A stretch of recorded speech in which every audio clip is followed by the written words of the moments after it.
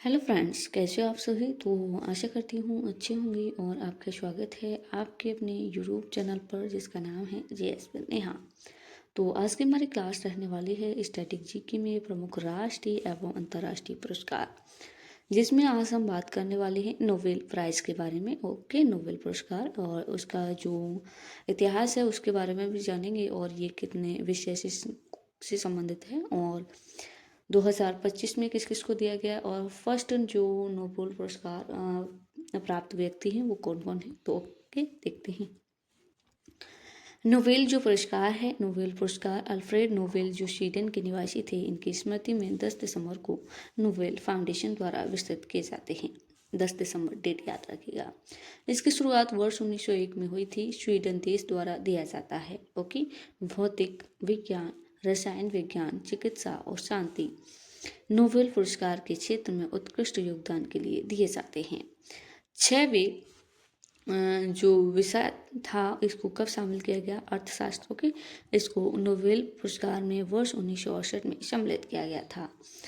पहला जो पुरस्कार वर्ष 1969 में जो फ्रिक एंड जॉन टर्विकेन थी, इनको दिया गया था। ओके, और फिर देखते हैं नेक्स्ट जो पुरस्कार की राशि है, इसमें एक स्वर्ण पदक दिया जाता है और एक डिप्लोमा और लगभग 10 मिलियन स्वीडन क्रोना, ध्यान रखिएगा।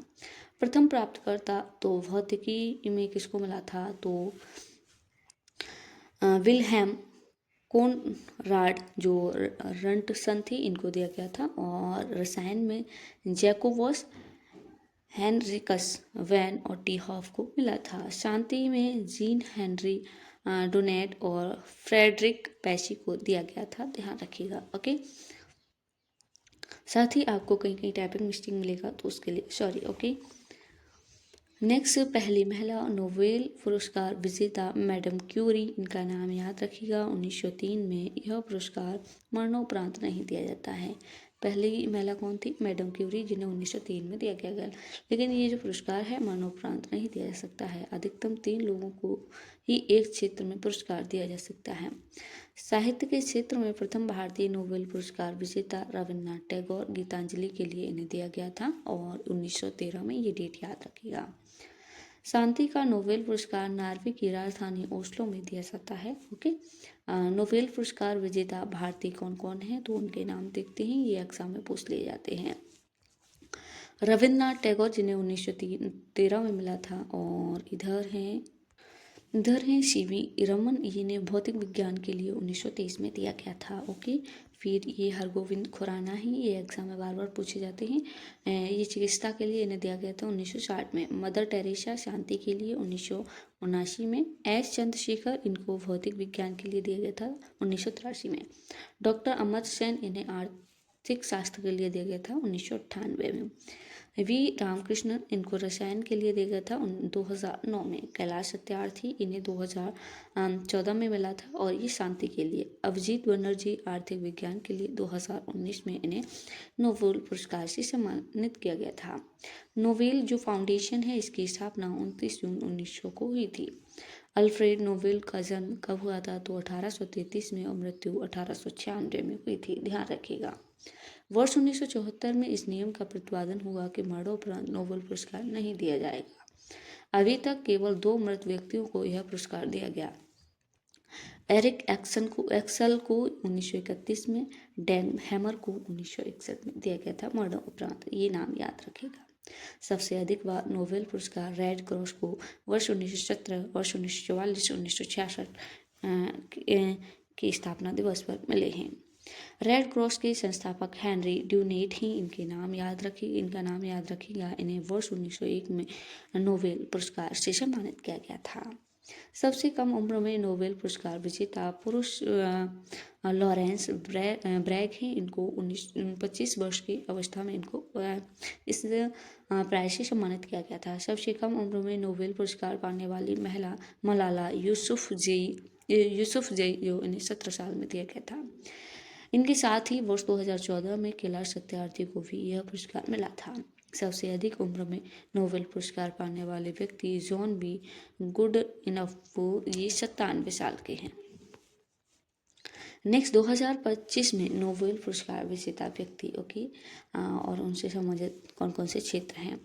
तो ये मेडिसिन में जिसे फिजियोलॉजी भी कहा जाता है, इसमें किस किस को दिया गया है, तो मैरी ई वरुण को, फ्रैंक रेंसडेल और सिमोन सकागुची, ये इनके नाम याद रखिएगा। मैंने बोला है आपको कहीं कहीं टाइपिंग मिस्टेक मिलेगा, ओके, तो उसके लिए सॉरी, प्लीज़ मैनेज कीजिएगा।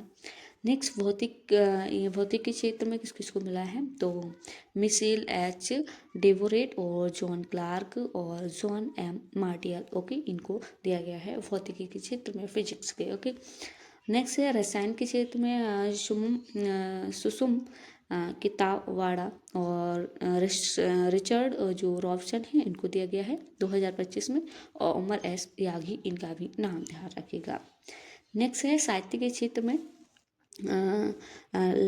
लास जलो और क्रॉस जना होरकाई, ओके, जो क्रॉस जना होरकाई है, इनको भी दिया गया है, आदर्श होगा यहाँ पे, इनको साहित्य के क्षेत्र में प्राप्त हुआ है। नेक्स्ट शांति में मारिया कोरिना मचाडो, इनको शांति के क्षेत्र में ये इस प्राइज से सम्मानित किया गया है।